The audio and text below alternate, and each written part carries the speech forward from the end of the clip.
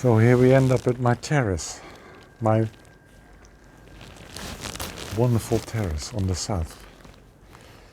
But I want to talk about another sea of leadership, the sea of consciousness.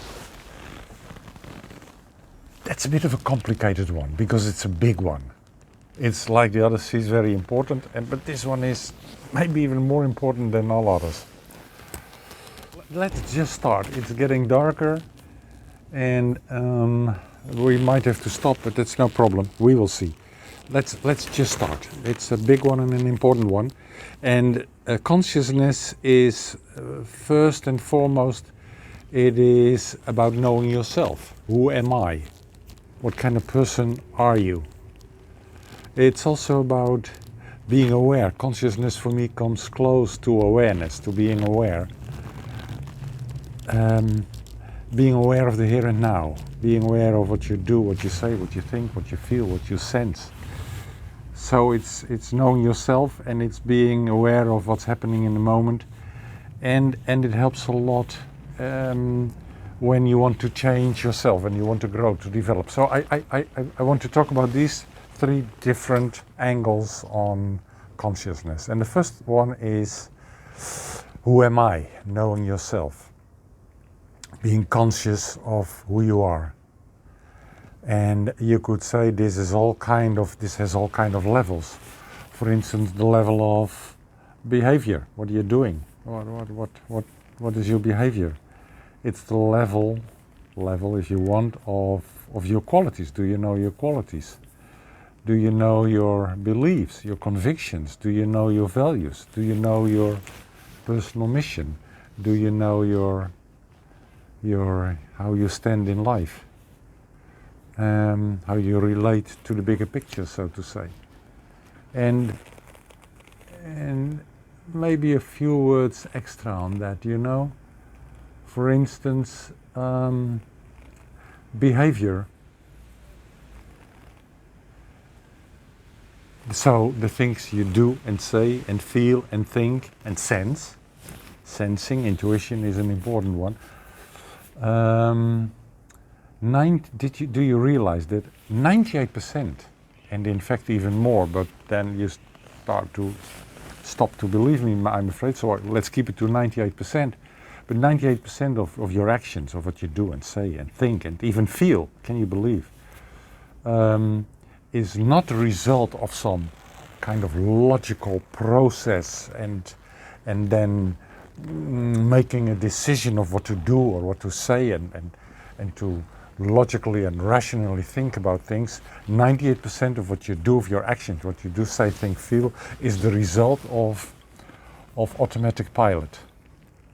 So your behavior is, let's say, already programmed in your brain, you could say. And that's exactly what leaders don't want. They don't want to be a kind of robot, a kind of automatic pilot in what they do, say, think and feel and sense. They want to make conscious decisions. They want to use a little bit what's happening in the real moment, what's really happening before they act, before they start talking, deciding, giving orders, and all those kind of things. I'll talk a lot more maybe about this part of the brain in another session, but for now let's keep it to that. But your behavior is normally a result of your automatic pilot, of your automatic brain, but being conscious of this fact and being conscious of the real situation will help you make better decisions, give better reactions. Also your qualities.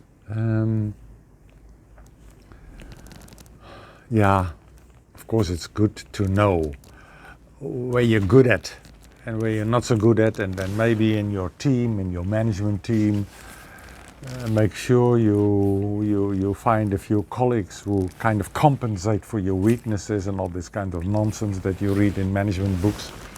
But when I talk about qualities, I mean knowing what you're really good at. And funny enough, you not always realize, you're not always conscious, because for you it's so logic and so normal that you're so good at it, because you do it all the time and everywhere, in every situation, naturally, without any effort.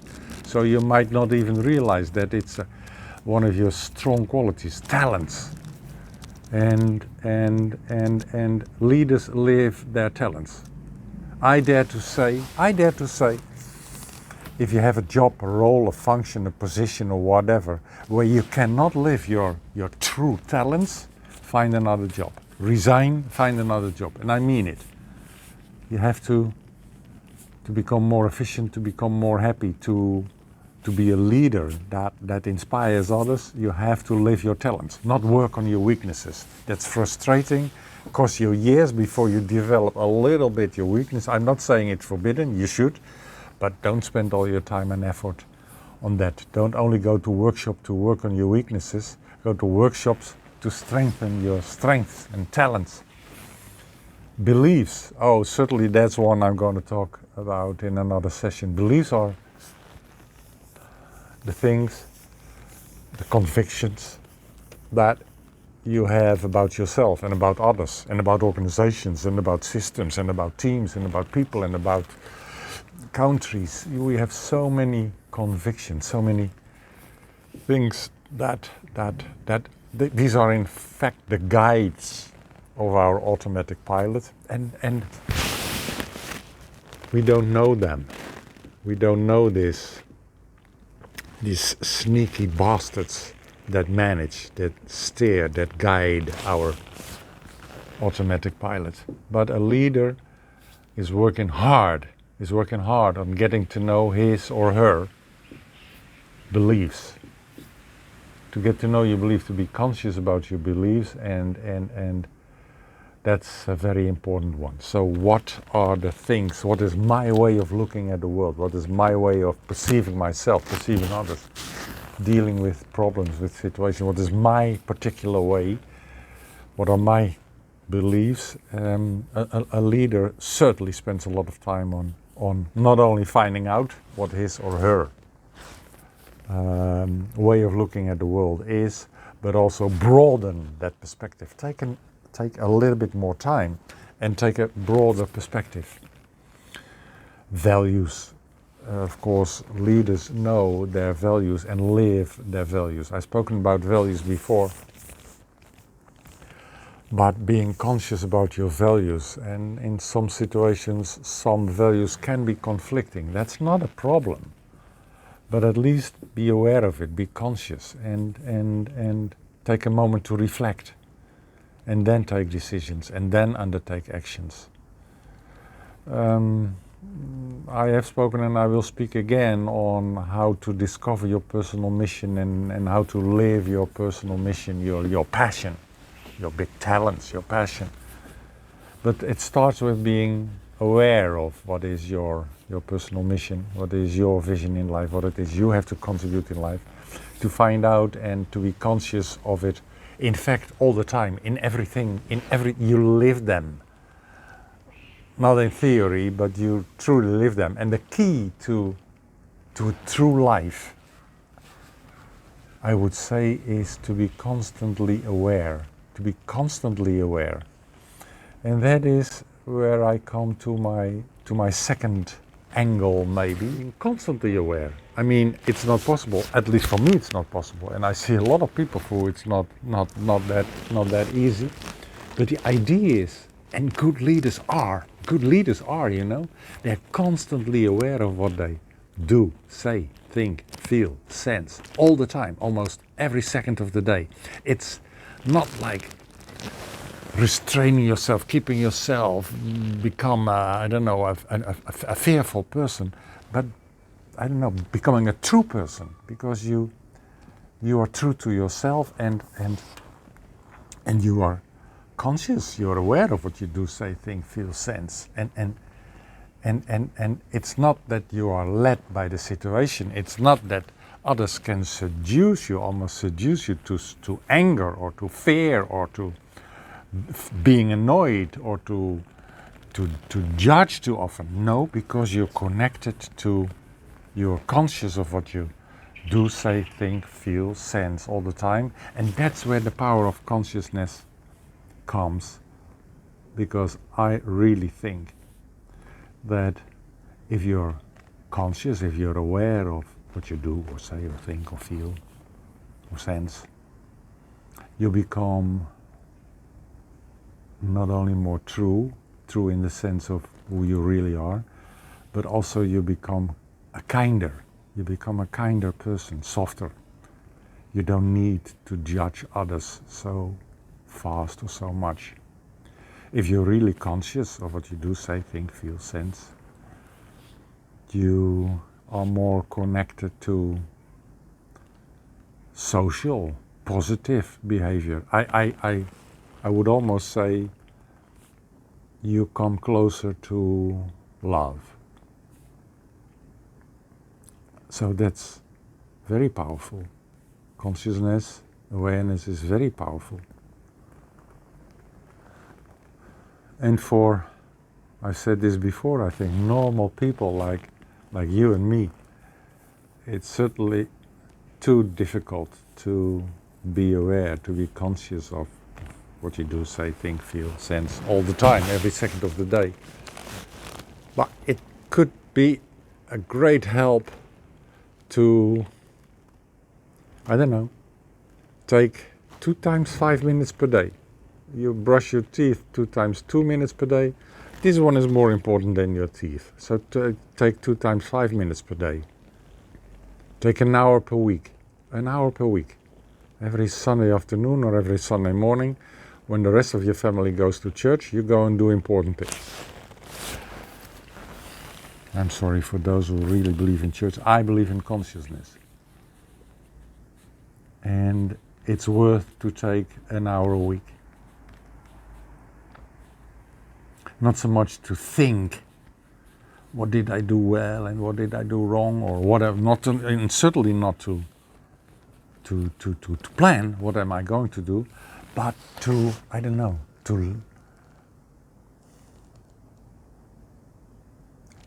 check yourself or something on am I being managed by all kind of other people and circumstances and situations and problems, or am I working on consciousness and awareness all the time? Work on more consciousness and awareness. Oh yes, and take a few days per year for yourself, not with the family. Take, I don't know, 2 or 3 days per year. Find new places where you've never been. Read a book. Enjoy nature. Enjoy music, enjoy art. I mean, that's where it happens, my friends. At least that's what leaders do. I mean, I'm not saying you should do, but that's what leaders do.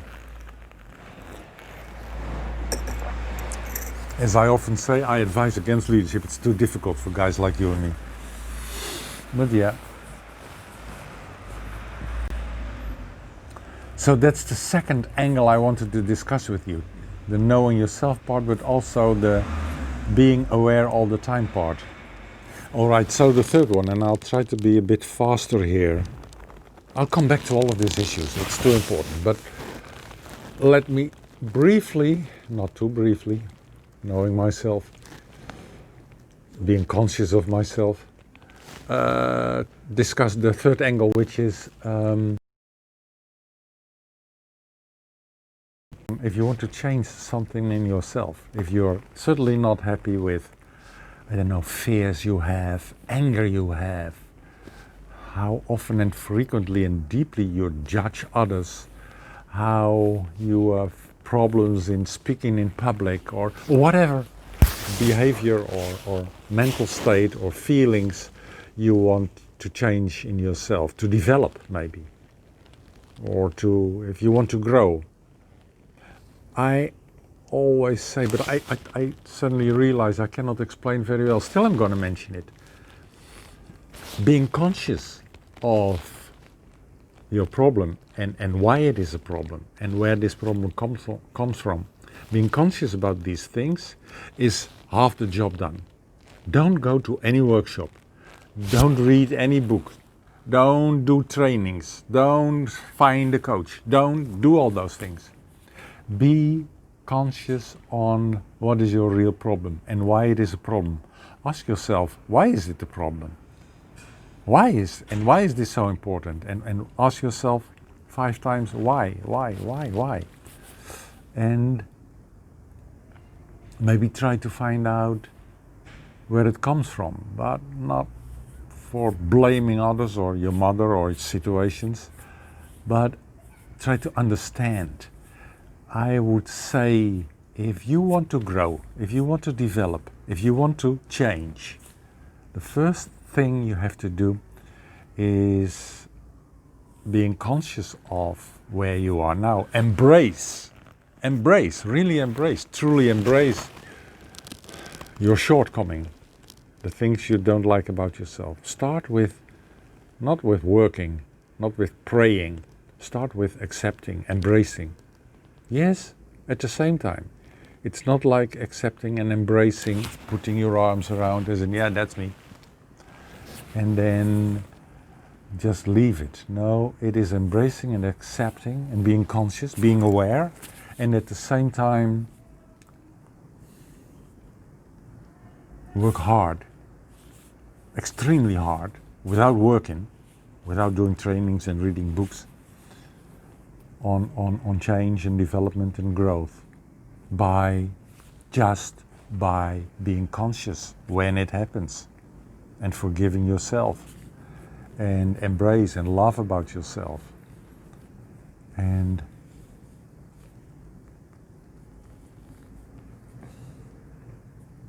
I guess that's one of the most important keys I can come up with when it's about personal growth and development. Being conscious of your mistakes and where you want to go, and forgive.